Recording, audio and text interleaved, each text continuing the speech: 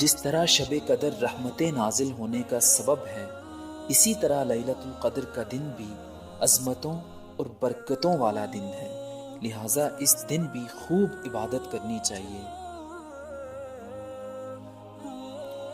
حضرت سیدنا امام شافعی رحمۃ اللہ علیہ فرماتے ہیں، میں یہ چاہتا ہوں کہ لوگ لیلۃ القدر کے دن بھی رات کی طرح دلچسپی سے عبادت کریں، اور امام شافعی رحمۃ اللہ علیہ فرماتے ہیں، لیلۃ القدر کا دن بھی رات کی طرح افضل ہے۔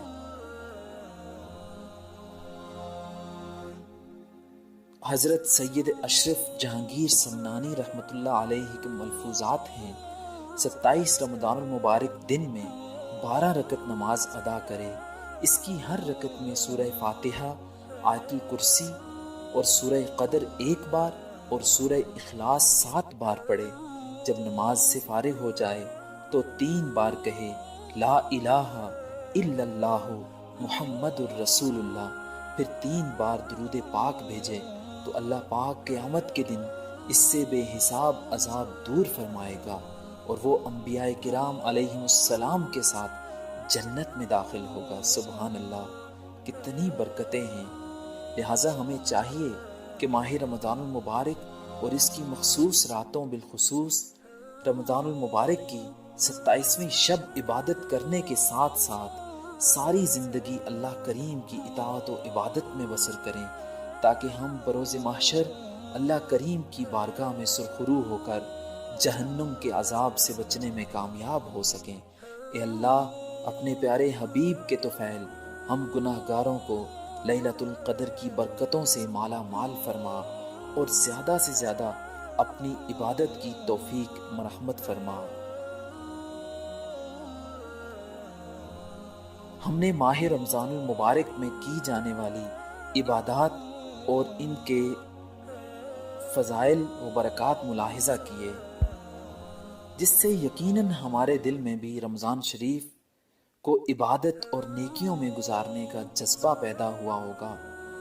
اب دل میں مزید نیکیوں کا جذبہ پیدا کرنے کے لیے بزرگان دین کے معمولات ملاحظہ کرتے ہیں کہ وہ حضرات کس طرح رمضان المبارک کو نیکیوں میں گزارتے تھے۔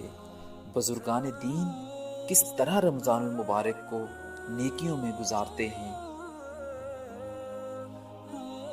امام اعظم ابو حنیفہ رحمۃ اللہ علیہ رمضان المبارک اور عید الفطر میں 62 قرآن پاک مکمل کرتے تھے، ایک دن میں، ایک رات میں، ایک تراویح میں اور ایک عید کے روز۔ سبحان اللہ۔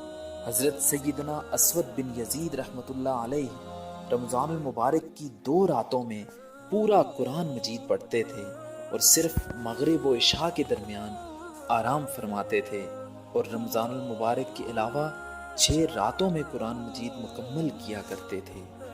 حضرت سیدنا قتادہ بن دعامہ رحمۃ اللہ علیہ رمضان کے علاوہ بھی 7 راتوں میں 1 مرتبہ قرآن مجید مکمل کیا کرتے تھے۔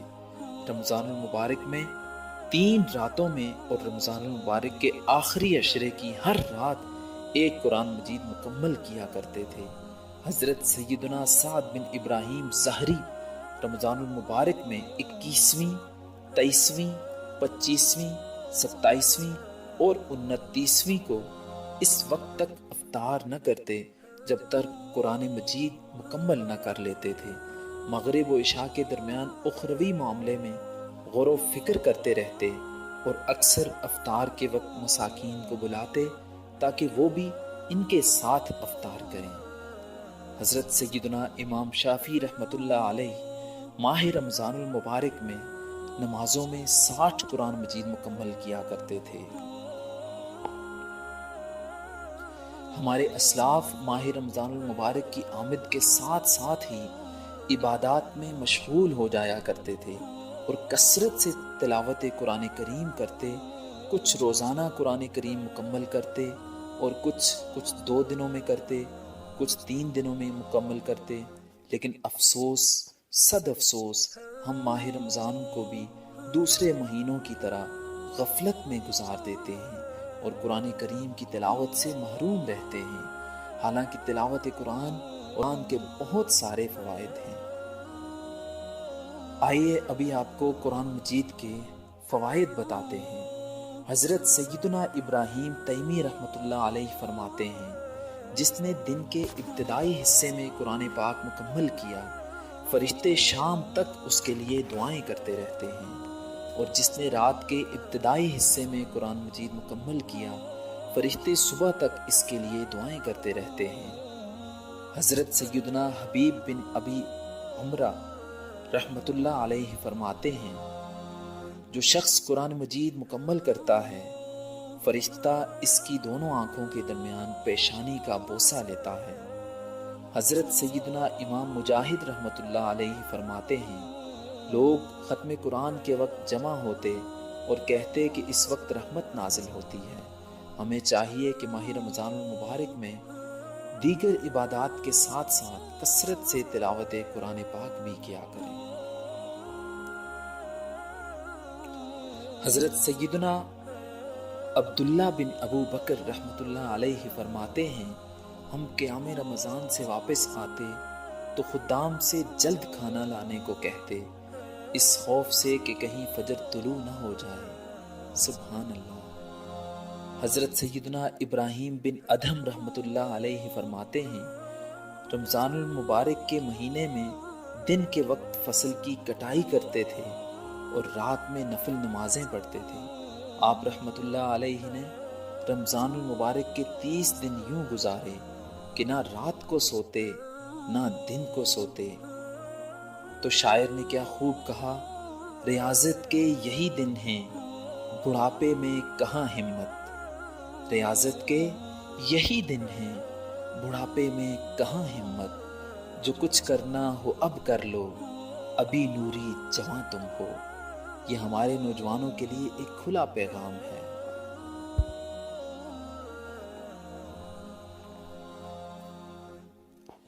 بزرگان دین رحمت اللہ علیہ دن بھر روزے کی حالت میں محنت و مشقت کرتے اور راتیں نوافل کی ادائیگی میں بسر کرتے تھے اور پورا مہینہ آرام نہیں فرماتے تھے۔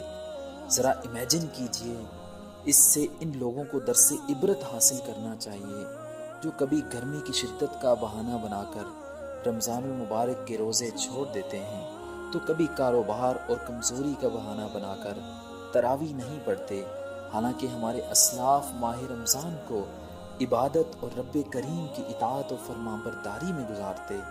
کبھی ساری رات قرآن کریم کی تلاوت کرتے تو کبھی ساری رات نوافل کی ادائیگی میں بسر کرتے، کبھی ساری رات توبہ و استغفار کرتے تو کبھی فکر آخرت میں سوچ کر ساری رات آنسو بہاتے اور اپنی عبادات کی قبولیت کے لیے خوب دعائیں کرتے تھے۔ ایک بزرگ بیان کرتے ہیں، پہلے کے بزرگان دین 6 مہینے دعا کرتے تھے کہ یا اللہ ہمیں رمضان نصیب فرما، اور پھر رمضان کے بعد 6 مہینے یہ دعا کرتے تھے، یا اللہ ہماری ماہ رمضان کی عبادتوں کو قبول فرما۔